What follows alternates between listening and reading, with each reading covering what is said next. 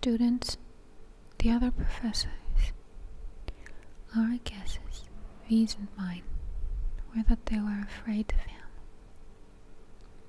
V and I were studying in the library the other day, and she said, "I'm a little afraid of him myself. There's something otherworldly about him." We didn't discuss it further, although I knew what she was talking about. Okay, so last time we talked about how direct maritime trade between Europe and China began in 1557, when the Portuguese leased an outpost from the Ming dynasty at the Cape. British ships began looking sporadically around the coasts of China from 1635 on. Now take a look at this map. British merchants were only allowed to trade at these ports, Zhoushan, Xiamen, and Guangzhou. All right. Now, note that China was the primary destination for silver, as the imperial government mandated that Chinese goods could only be exported in exchange for silver bullion. He's horny, so arrogant, strict and old-fashioned. Just leaving the low bird in his lectures hour. I agree. I mean, there's also something very off-putting about the way that he looks. Do you guys know if he's married? I haven't noticed him wearing a ring. Are you kidding? Who would stand? All conversations at the campus revolve around him. Sometimes it feels as if he's not a human person, but a supernatural entity that is present everywhere at the same time. He has possessed everyone.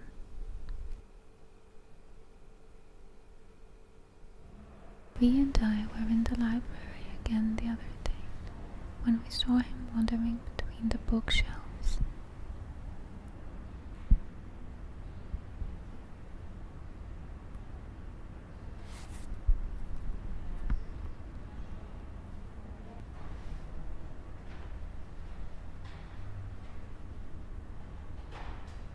Did you see that?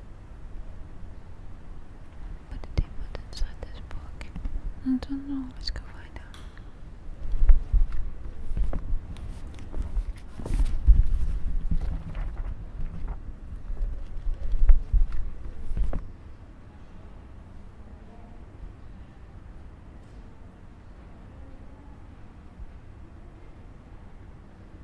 Okay, so Guangzhou.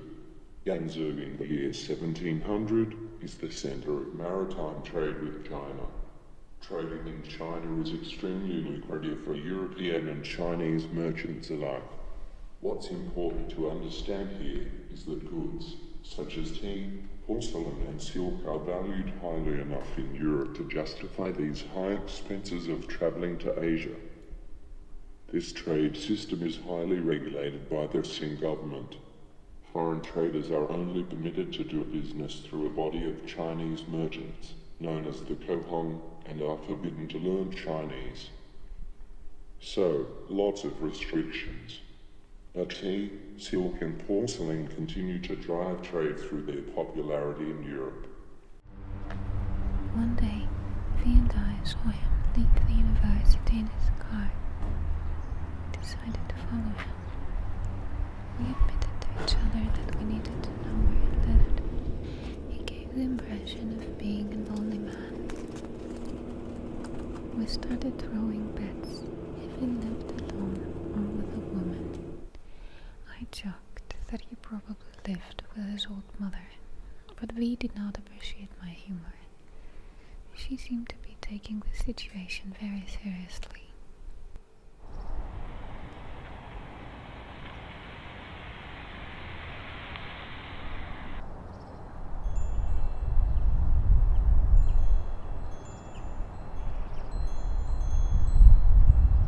Where did he go? I lost sight of him.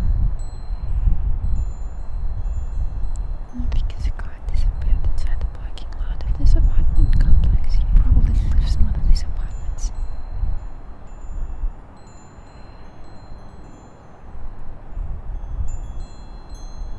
Well, there's hundreds of them. How are we supposed to find him? Let's wait for a few. few minutes.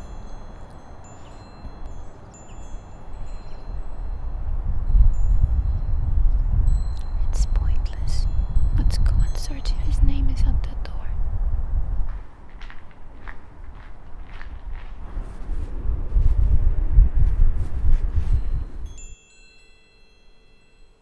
Once, there was a man named Bodhidharma, the founder of Chan Buddhism, who accidentally fell asleep after meditating in front of a wall for 9 years.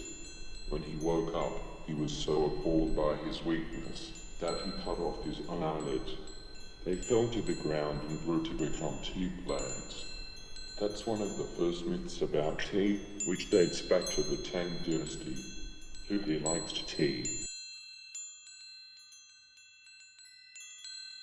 Look, that's him. Where? There. Second floor, forest, second, third window to the left. I saw him for a split second. He's gone now. Are you sure it was him? Yes, I'm sure. I just saw him.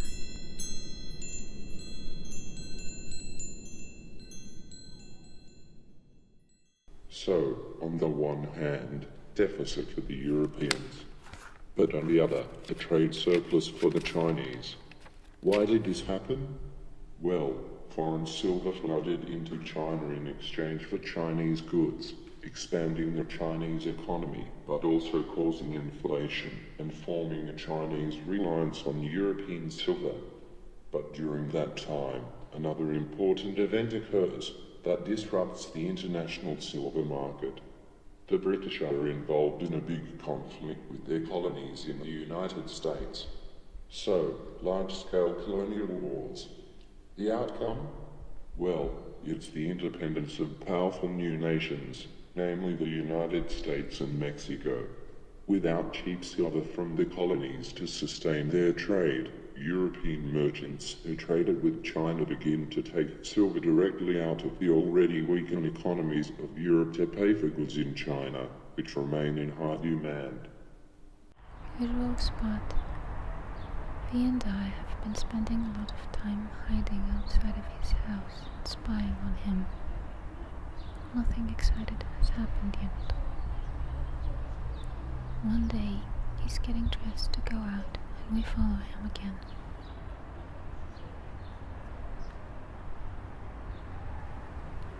Where is he taking us? He meets with someone in the dark. They exchange a few words. I look at V.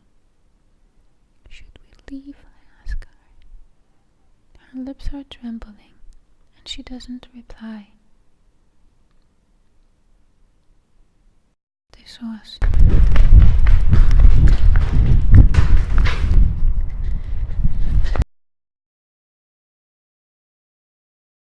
Opium. As a medicinal ingredient, opium was documented in Chinese texts as early as the Tang dynasty, but the recreational usage of the narcotic opium was limited. The British realized they could reduce their trade deficit with Chinese manufacturers by counter-trading in narcotic opium, and as such efforts were made to produce more opium in the Indian colonies.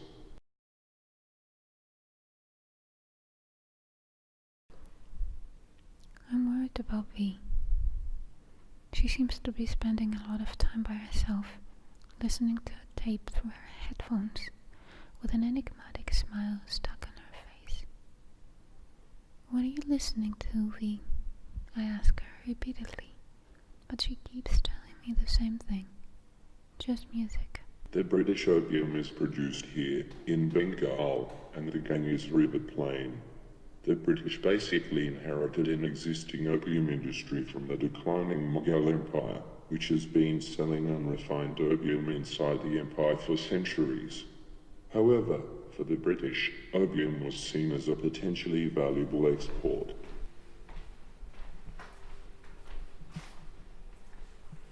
V left her Walkman here.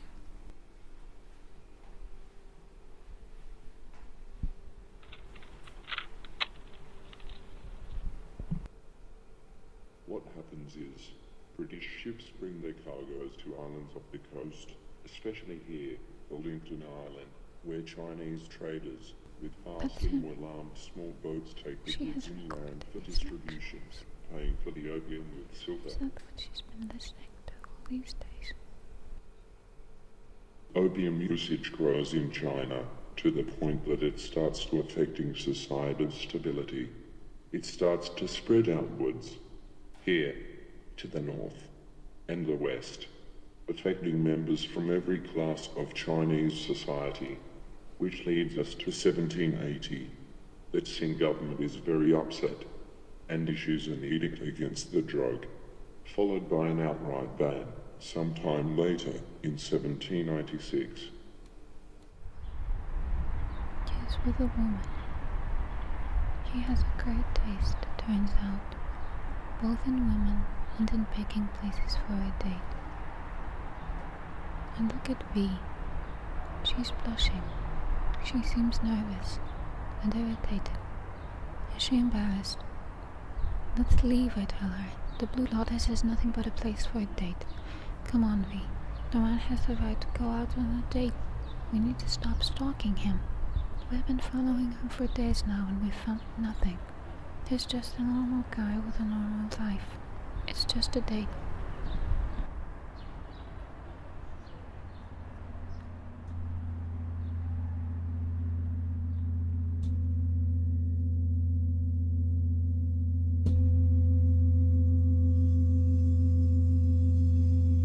In my dream, I found myself in his world.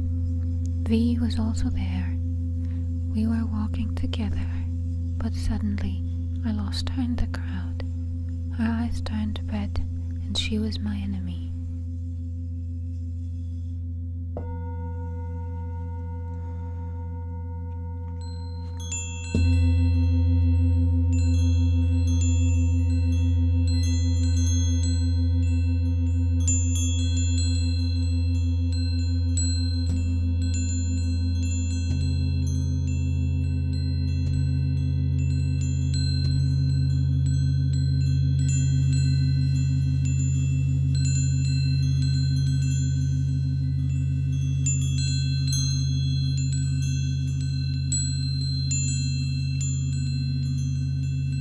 The governor of Canton wants to stop the trade altogether, but the foreign merchants bring older ships and start to convert them into floating warehouses. The ships of the Chinese Navy can't stop them. They have difficulty operating in open water. What we're talking about here is a well-organized system of smuggling. Do you understand, V?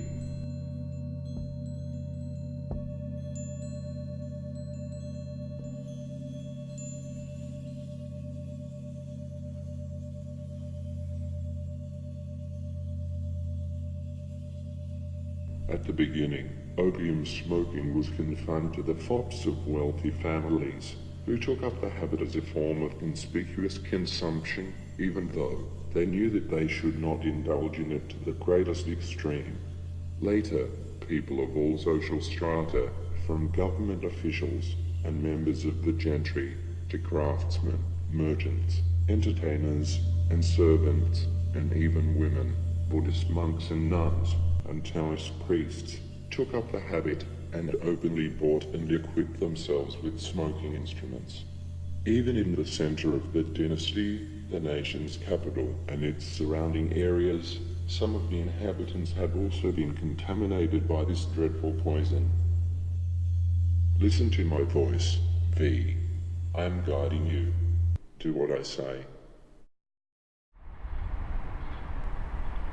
As I sit in our usual spot in the restaurant, I am trying to grasp the fact that she's not there anymore. V's gone. She abandoned the main history. She packed her bags and moved out of her house one night. I haven't heard from her ever since. The administration announced today that she has decided to return back to her home in London. They said they heard from her parents that she's okay and that she just needed a break. Everyone at the campus is talking about V's sudden departure. I look at them and I wonder what they think of him. He's almost non-human. He will never be caught.